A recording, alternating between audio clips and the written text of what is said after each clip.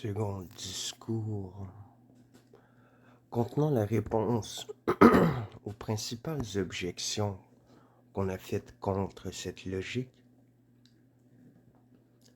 Tous ceux qui se portent à faire part au public de quelque ouvrage doivent en même temps se résoudre à avoir autant de juges que de lecteurs. Et cette condition ne doit leur paraître ni injuste ni onéreuse, car s'ils sont vraiment désintéressés, ils doivent en avoir abandonné la propriété et les rendant publics, et les regarder ensuite avec la même indifférence qu'ils feraient des ouvrages étrangers. Le seul droit qu'ils peuvent s'y réserver légitimement est celui de corriger ce qu'il y aurait de défectueux, à quoi ces divers jugements qu'on fait des livres sont extrêmement avantageux, car ils sont toujours utiles lorsqu'ils sont justes, et ils ne nuisent de rien lorsqu'ils sont injustes, parce qu'il est permis de ne les pas suivre. La prudence veut néanmoins qu'en plusieurs rencontres, on s'accommode à ces jugements qui ne nous semblent pas justes, parce que s'ils ne nous font pas voir que ce qu'on reprend soit mauvais, ils nous font voir au moins qu'il n'est pas proportionné à l'esprit de ceux qui le reprennent. Or, il est sans doute meilleur, lorsqu'on peut le faire, sans tomber en quelques plus grands inconvénients, de choisir un tempérament si juste qu'en qu'en- qu'en contentant les personnes judicieuses, on ne mécontente pas ceux qui ont le jugement moins exact, puisque l'on ne doit pas supposer qu'on n'aura que des lecteurs habiles et intelligents. Ainsi, il serait à désirer qu'on ne considérât les premières éditions de livres que comme des essais informes que ceux qui en sont auteurs proposent aux personnes de lettres pour en apprendre leurs sentiments, et qu'ensuite, sur les différentes vues que leur donneraient ces différentes pensées, ils s'y travaillassent tout de nouveau pour mettre leurs ouvrages dans la perfection où ils sont capables de les porter. C'est la conduite qu'on aurait bien désiré de suivre dans la seconde édition de cette logique, si l'on avait appris plus de choses de ce qu'on a dit dans le monde de la première. On a fait néanmoins ce qu'on a pu, et l'on a ajouté, retranché et corrigé plusieurs choses suivant les pensées de ceux qui ont eu la bonté de faire savoir ce qu'ils y trouvaient à redire. Et premièrement, pour le langage, on a suivi presque tous les avis de deux personnes qui se sont donné la peine de remarquer quelques fautes qui s'y étaient glissées par mégarde et certaines expressions qui ne croyaient pas être du bon usage. Et l'on ne s'est dispensé de s'attacher à leurs sentiments que, lorsqu'en ayant consulté d'autres, on a trouvé les opinions partagées, auquel cas on a cru qu'il s'était permis de prendre le parti de la liberté. On trouvera plus d'additions que de changements ou de retranchements pour les choses, parce qu'on a été moins averti de ce qu'on y reprenait. Il est vrai néanmoins que l'on a su quelques objections générales qu'on faisait contre ce livre, auquel on n'a pas cru devoir s'arrêter, parce qu'on s'est persuadé que ceux-mêmes qui les faisaient seraient aisément satisfaits lorsqu'on leur aurait représenté les raisons qu'on a eues en vue dans les choses qu'ils blâmaient. Et c'est pourquoi il est inutile de répondre ici aux principales de ces objections. Il s'est trouvé des personnes qui ont été choquées du titre d'art de penser, au lieu duquel il voulait qu'on mît l'art de bien raisonner, mais on les prie de considérer que la logique ayant pour but de donner les règles pour toutes les actions de l'esprit, et aussi bien pour les idées simples que pour les jugements, pour les raisonnements, que pour les jugements et pour les raisonnements, il n'y a guère d'autres mots qui enferment toutes ces différentes actions, et certainement celui de penser les comprend toutes, car les simples idées sont des pensées, les jugements sont des pensées, et les raisonnements sont des pensées. Il est vrai que l'on eût pu dire l'art de bien penser, mais cette addition n'était pas nécessaire. étant assez marqué par le mot d'art qui signifie de soi-même une méthode de bien faire quelque chose, comme Aristote même le remarque, et c'est pourquoi on se contente de dire l'art de peindre, l'art de compter, parce, parce qu'on suppose qu'il ne faut point d'art pour mal peindre, ni pour mal compter.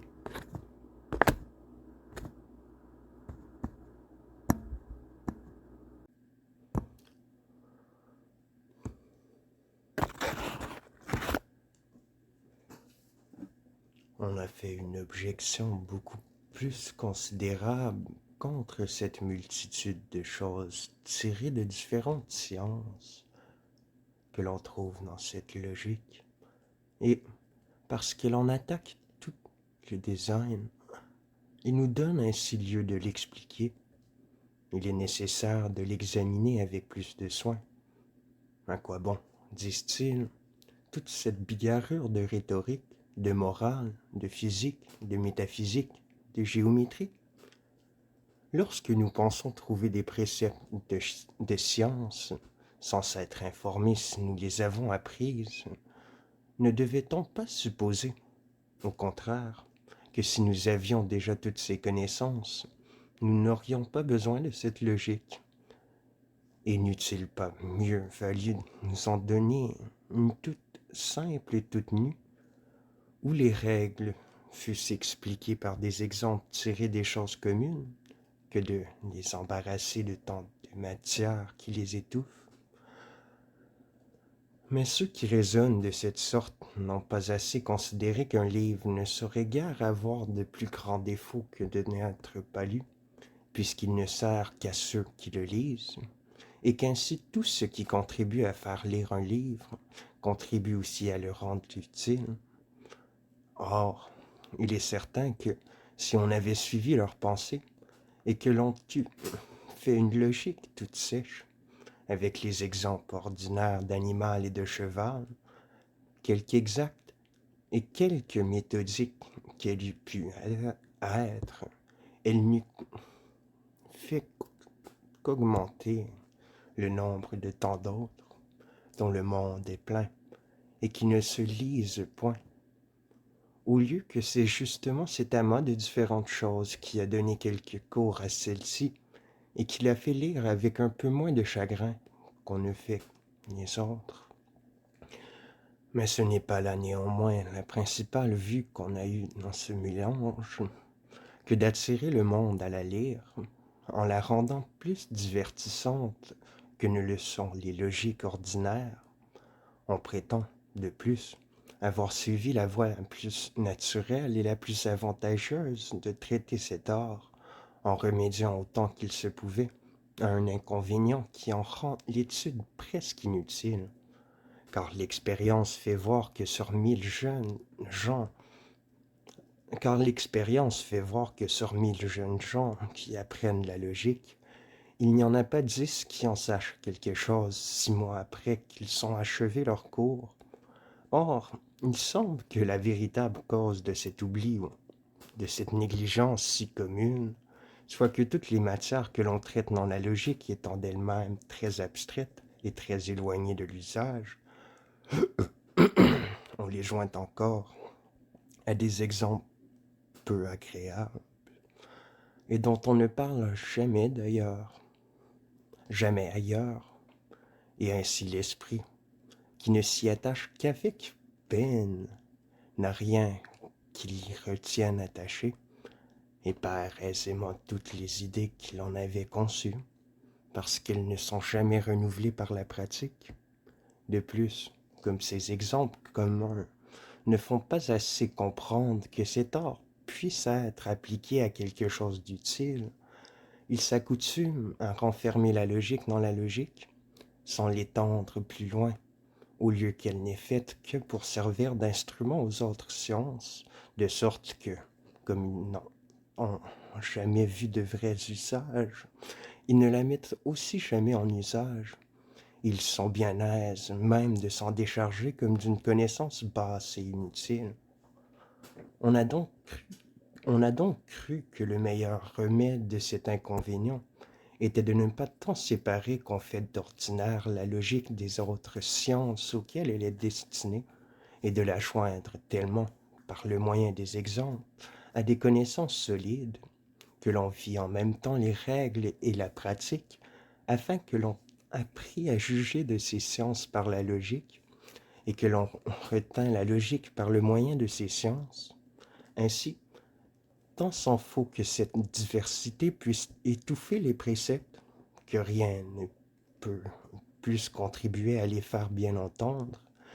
et à les faire mieux retenir que cette diversité,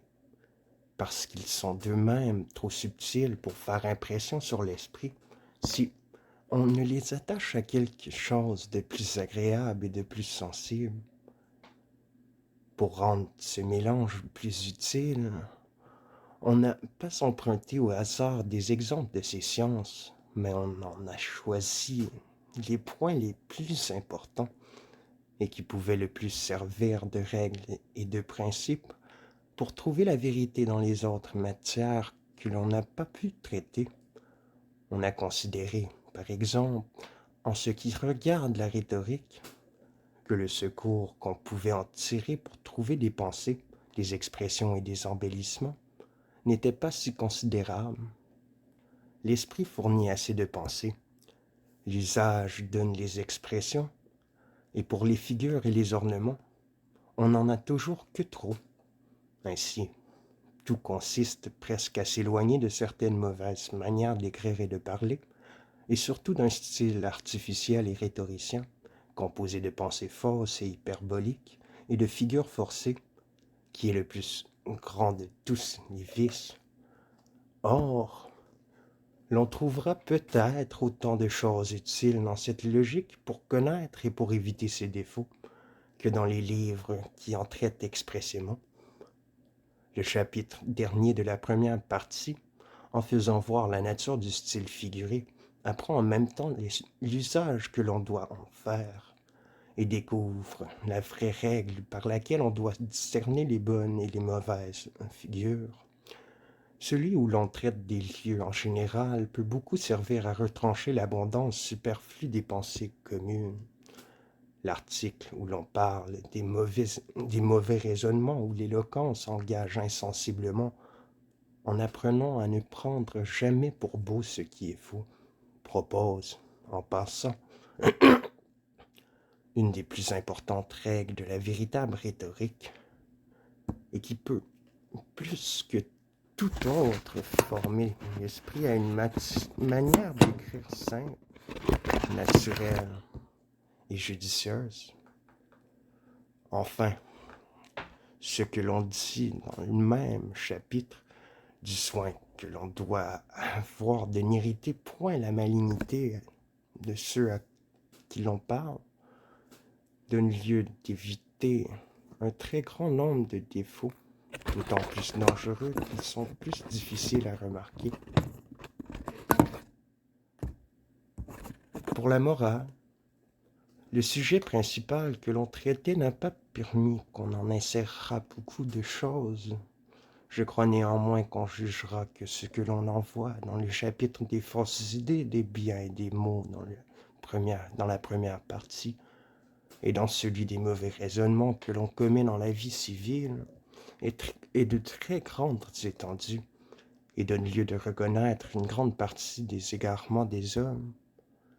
Il n'y a rien de plus considérable dans la métaphysique que l'origine de nos idées, la séparation des idées spirituelles et des images corporelles, la distinction de l'âme et du corps, et l'épreuve de son immortalité, fondée sur cette distinction, et c'est ce que l'on verra assez amplement traité dans la première et dans la quatrième partie. On trouvera même en divers lieux la plus grande partie des principes généraux de la physique qu'il est très facile d'allier, et l'on pourra tirer assez de lumière de ce que l'on a dit de la pesanteur, des qualités sensibles, des actions des sens, des facultés attractives, des vertus occultes, des formes substantielles, pour se détromper d'une infinité de fausses idées que les préjugés de notre enfance ont laissées dans notre esprit, Ce n'est pas qu'on puisse se dispenser d'étudier toutes ces choses avec plus de soin dans les livres qui en traitent expressément, mais on a considéré qu'il y avait plusieurs personnes qui, ne se destinant pas à la théologie, pour laquelle il est nécessaire de savoir exactement la philosophie de l'école, qui en est comme la langue, se peuvent contenter d'une connaissance plus générale de ces sciences. Or, encore qu'ils ne puissent pas trouver dans ce livre-ci tout ce qu'ils doivent en apprendre, on peut dire néanmoins, avec vérité, qu'ils y trouveront presque tout ce qu'ils doivent en retenir. Ce que l'on objecte, qu'il y a quelques-uns de ces exemples qui ne sont pas assez proportionnés à l'intelligence de ceux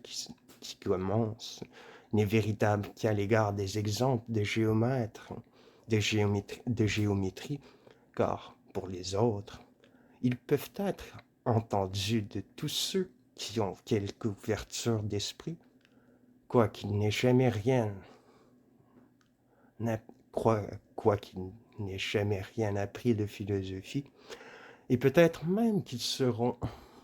plus intelligibles à ceux qui n'ont encore aucun préjugé qu'à ceux qui auront l'esprit rempli des maximes de la philosophie commune. Pour les exemples de géométrie, il est vrai qu'ils ne seront pas compris de tout le monde, mais ce n'est pas un grand inconvénient, car on ne croit pas qu'on en trouve guère que dans des discours exprès et détachés que l'on peut facilement passer,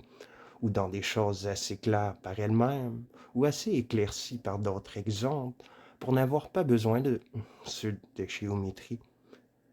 Si l'on examine, de plus, les endroits où l'on s'en est servi, on reconnaîtra qu'il était difficile d'en trouver d'autres qui fussent aussi propres, n'y ayant guère que cette science qui puisse fournir des idées bien nettes et des propositions incontestables. On a dit,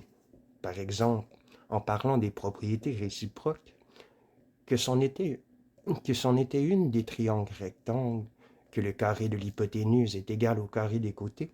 Cela est clair et certain à tous ceux qui l'entendent, et ceux qui ne l'entendent pas peuvent le supposer, et ne laissent pas de comprendre la chose à laquelle on applique cet exemple. Mais si l'on eût voulu se servir de celui qu'on apporte d'ordinaire, qui est la risibilité, que l'on dit être une propriété de l'homme, on eût avancé une chose assez obscure et très contestable, car si l'on entend par le mot risible le pouvoir de faire une certaine grimace qu'on fait en riant, on ne voit pas pourquoi on ne pourrait pas dresser des bêtes à faire cette grimace, peut-être même qu'il y en a qui la font, que si on enferme dans ce mot non seulement le changement que le rire fait dans le visage, mais aussi la pensée qui l'accompagne et qui le produit, et qu'ainsi l'on entende par risibilité le pouvoir de rire en pensant, toutes les actions des hommes deviendront des propriétés réciproques en cette manière, ni en ayant point qui ne soit propre à l'homme seul, si on les joint avec la pensée. Ainsi, l'on dira que c'est une propriété de l'homme de marcher, de boire, de manger, parce qu'il n'y a que l'homme qui marche, qui boive et qui mange en pensant. Pourvu qu'on l'entende de cette sorte, nous ne manquerons pas d'exemples de propriété, mais encore ne seront-ils pas certains dans l'esprit de ceux qui attribuent les pensées aux bêtes, et qui pourront aussi bien leur attribuer le riz avec la pensée, au lieu que celui dont on s'est servi est certain dans l'esprit de tout le monde. On a voulu montrer le même en un endroit qu'il y avait des choses corporelles que l'on concevait d'une manière spirituelle et sans se les imaginer, et sur cela on a rapporté l'exemple d'une figure de 1000 angles que l'on conçoit nettement par l'esprit, quoiqu'on en puisse s'en former d'images distinctes qui en représentent les propriétés, et l'on a dit, en passant, qu'une des propriétés de cette figure était que tous ces angles étaient égaux à 1996 angles droits. Il est visible que cet exemple prouve fort bien ce qu'on voulait faire, voir en cet endroit. Il ne reste plus qu'à satisfaire à une plainte plus odieuse que quelques personnes font, de ce qu'on a tiré d'Aristote des exemples de définitions défectueuses et de mauvais raisonnements, ce qui leur paraît naître d'un désir secret de rabaisser ce philosophe, mais ils n'auraient jamais formé un jugement si peu équitable s'ils avaient assez considéré les vraies règles que l'on doit garder en citant des exemples de fautes, qui ici sont celles qu'on a vues en citant Aristote. Premièrement, l'expérience fait voir que la plupart de ceux qu'on propose d'ordinaire sont peu utiles et demeurent peu dans l'esprit, parce qu'ils sont formés à plaisir et qu'ils sont si visibles et si grossiers que l'on juge comme impossible d'y tomber. Il est donc plus avantageux, pour faire retenir ce qu'on dit de ces défauts et pour les faire éviter, de choisir des exemples réels tirés de quelque auteur considérable dont la réputation excite davantage à se garder de ces sortes de surprises dont on voit que les plus grands hommes sont capables. De plus, comme on doit avoir pour but de rendre tout ce qu'on écrit aussi utile qu'il le peut être, il faut tâcher de choisir des exemples de fautes qu'il soit bon de ne pas ignorer, car ce serait fort inutilement qu'on se chargerait la mémoire de toutes les rêveries de Flude, de Van Helmont et de Paracels. Il est donc meilleur de chercher de ces exemples dans des auteurs si célèbres qu'on soit même en quelque sorte obligé d'en connaître jusqu'aux défauts. Or, tout cela se rencontre parfaitement dans Aristote, car rien ne peut porter plus puissamment à éviter une faute que de faire voir qu'un si grand esprit est tombé, et sa philosophie est devenue si célèbre par le grand nombre de personnes de mérite qui l'ont embrassée, que c'est une nécessité de savoir même ce qu'il pourrait y avoir de défectueux. Ainsi, comme l'on jugeait très utile que ceux qui liraient ce livre apprissent, en passant, divers points de cette philosophie, et que néanmoins il n'est jamais utile de se tromper, on les a rapportés pour les faire connaître, et l'on a marqué en passant le défaut qu'on y trouvait, pour empêcher qu'on ne s'y trompât. Ce n'est donc pas pour abaisser Aristote, mais, au contraire, pour l'honorer autant que l'on peut en des choses où l'on n'est pas de son sentiment, que l'on a tiré ces exemples de ses livres, et il est visible, d'ailleurs, que les points où on l'a repris sont de très peu d'importance. On ne touche point le fond de sa philosophie que l'on n'a eu nulle intention d'attaquer, que si l'on n'a pas rapporté de même plusieurs choses excellentes que l'on trouve partout dans les livres d'Aristote, c'est qu'elles ne se sont pas présentées dans la suite du discours, mais si on en trouvait l'occasion, on lui fait avec joie, et l'on n'aurait pas manqué de lui donner les justes louanges qu'il mérite, car il est certain qu'Aristote est en effet un esprit très vaste et très étendu, qui découvre dans les sujets qu'il traite un grand nombre de suites et de conséquences, et c'est pourquoi il a très bien réussi en ce qu'il a dit des passions dans le second livre de sa rhétorique. Il y a aussi plusieurs belles choses dans ses livres de politique et de morale, dans les problèmes et dans l'histoire des animaux, et quelques confusions que l'on trouve dans ses analytiques. Il faut avouer néanmoins que presque tout ce qu'on sait des règles de la logique est pris de là, de sorte qu'il n'y a point en effet d'auteur dont on ait emprunté plus de choses dans cette logique que d'Aristote, puisque le corps des préceptes lui appartient. Il est vrai qu'il semble que le moins parfait de ses ouvrages soit sa physique, comme c'est aussi celui qui a été le plus longtemps condamné et défendu dans l'Église, ainsi qu'un savant homme l'a fait voir dans un livre exprès. Mais encore, le principal défaut qu'on peut y trouver n'est pas qu'elle soit fausse, mais c'est, au contraire, qu'elle est trop vraie et qu'elle ne nous apprend que des choses qu'il est impossible d'ignorer. Car qui peut douter que forme cette matière? Car qui peut douter que toute chose ne soit composée de matière et d'une certaine forme de cette matière? Qui peut douter qu'afin que la matière acquiert une nouvelle manière et une nouvelle forme, il faut qu'elle ne l'eût pas auparavant, c'est-à-dire qu'elle en eût la privation? Qui peut douter enfin de ces autres principes métaphysiques, que tout dépend de la forme, que la matière seule ne fait rien, qu'il y a un lieu, des mouvements, des qualités, des facultés? Mais après qu'on a appris toutes ces choses, il ne semble pas qu'on ait appris rien de nouveau, ni qu'on soit plus en état de rendre raison d'aucun des effets de la nature, que s'il se trouvait des personnes qui prétendissent qu'il n'est permis en aucune sorte de témoigner qu'on n'est pas du sentiment d'Aristote, il serait aisé de leur faire voir que cette délicatesse n'est pas raisonnable. Car si l'on doit de la déférence à quelque philosophe, ce ne peut être que par deux raisons, ou dans la vue de la vérité qui serait suivie, ou dans la vue de l'opinion des hommes qui les approuvent. Dans la vue de la vérité, on leur doit du respect lorsqu'ils ont raison, mais la vérité ne peut obliger de respecter la fausseté en qui que ce soit. Pour ce qui regarde le consentement des hommes dans l'approbation d'un philosophe, il est certain qu'il mérite aussi quelque respect, et qu'il y aurait de l'imprudence de le choquer, sans user de grandes précautions. Et la raison en est qu'en attaquant ce qui est reçu de tout le monde, on se rend suspect de présomption, en croyant avoir plus de lumière que les autres. Mais lorsque le monde est partagé touchant les opinions d'un auteur, et qu'il y a des personnes considérables de côté et d'autre, on est plus obligé à cette réserve, et l'on peut librement déclarer ce qu'on approuve ou ce qu'on n'approuve pas dans ces livres sur lesquels les personnes de lettres sont divisées, parce que ce n'est pas tant alors préférer son sentiment à celui de cet auteur et de ce qu'il approuve, que se ranger au parti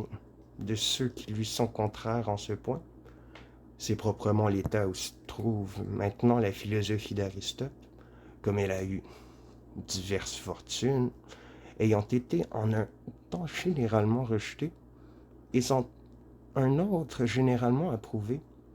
Elle est réduite maintenant à un état qui tient le milieu entre ses extrémités. Elle est soutenue par plusieurs personnes savantes, et elle est combattue par d'autres qui ne sont pas en moindre réputation. L'on écrit tous les jours librement en France, en Flandre, en Angleterre, en Allemagne, en Hollande, pour et contre la philosophie d'Aristote. Les conférences de Paris sont partagées aussi bien que les livres, et personne ne s'offense qu'on s'y déclare contre lui. Les plus célèbres professeurs ne s'obligent plus à cette servitude de recevoir aveuglément tout ce qu'ils trouvent dans ces livres, et il y a même de ces opinions qui sont généralement bannies. Car qui est le médecin qui voulut soutenir maintenant que les nerfs viennent du cœur, comme Aristote l'a cru, puisque l'anatomie fait voir clairement qu'ils tirent leur origine du cerveau, ce qui a fait dire à saint Augustin, qui expunto cerebri et quasi centro sensus homines, quinaria distributione diffudit. Et qui est le philosophe qui s'opiniâtre à dire que la vitesse des choses pesantes croît dans la même proportion que leur pesanteur, puisqu'il n'y a personne qui ne puisse se désabuser de cette opinion d'Aristote, en laissant tomber d'un lieu élevé de choses très inégalement pesantes, dans lesquelles on ne remarquera néanmoins que très peu d'inégalités de vitesse. Tous les états violents ne sont pas d'ordinaire de longue durée, et toutes les extrémités sont violentes. Il est trop dur de condamner généralement Aristote comme on a fait autrefois, et c'est une gêne bien grande que de se croire obligé de l'approuver en tout, et de le prendre pour la règle de la vérité des opinions philosophiques, comme il semble qu'on ait voulu le faire ensuite. Le monde ne peut demeurer longtemps dans cette contrainte, et se remet insensiblement en possession de la liberté naturelle et raisonnable, qui consiste à approuver ce qu'on juge vrai et à rejeter ce qu'on juge faux, car la raison ne trouve pas étrange qu'on la soumette à l'autorité dans des sciences qui, traitant des choses qui sont au-dessus de la raison, doivent suivre une autre lumière qui ne peut être que celle de l'autorité divine, mais il semble qu'elle soit bien fondée à ne pas souffrir que dans les sciences humaines qui font profession de ne s'appuyer que sur la raison, on la service à l'autorité contre la raison. C'est la règle que l'on a suivie en parlant des opinions des philosophes, tant anciens que nouveaux. On a considéré dans les uns et dans les autres que la vérité, sans épouser généralement les sentiments d'aucun en particulier, et sans se déclarer aussi généralement contre aucun, de sorte que tout ce qu'on doit conclure, quand on a rejeté quelque opinion d'Aristote ou d'un autre, et que l'on n'ait pas du sentiment de cet auteur en cette occasion, mais on n'en peut nullement conclure que l'on n'en soit pas en d'autres points, et beaucoup moins qu'on ait quelque aversion de lui et quelque désir de le rabaisser. On croit que cette disposition sera approuvée par toutes les personnes équitables et qu'on reconnaîtra dans tout cet ouvrage qu'un désir sincère de contribuer à l'utilité publique, autant qu'on pouvait le faire par un livre de cette nature, sans aucune passion contre personne.